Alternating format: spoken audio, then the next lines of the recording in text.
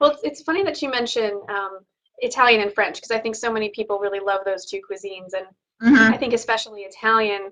If you're gluten free, you maybe immediately think, "Oh no, I can't have pasta or pizza anymore." It may be really Right. difficult. Are there some dishes in those cuisines that are pretty safe to eat, or are there any tips or advice you could give for people who still want to enjoy Italian and French? Yeah, if going back to your example as far as for Italian, let's say you go to an Italian restaurant that doesn't have gluten-free pasta. What I typically have like a couple go-to dishes when I go to an Italian restaurant.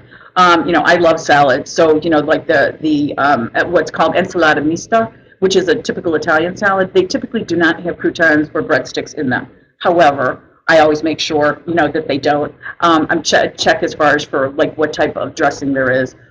Typically, like I love beef carpaccio, and so beef carpaccio should not have any gluten in it. However, every once in a while, that I found that they come and they want to try and be fancy, and they bring like this puff pastry, and I'm like, it's carpaccio. What are you bringing this for? Right. So salads, soups are pretty hard. I found this one Italian restaurant by me that I can go and eat their minestrone. At lunch because they don't put the pasta in until dinner time. But if I go for dinner, I can't have their minestrone soup. But everything else is good there.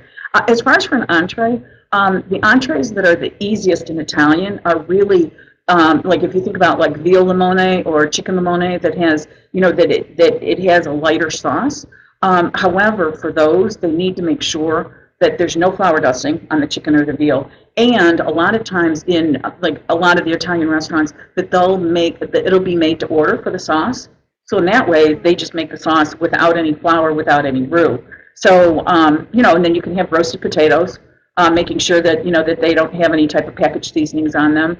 The veggies in Italian restaurants are typically all great, unless you just have to make sure they don't. Every once in a while, they'll try and put breadcrumbs on there. But yeah, so those are a couple dishes that are, as long as as I said, as long as you ask the right questions, then those would be safe for people that are going to Italian restaurants.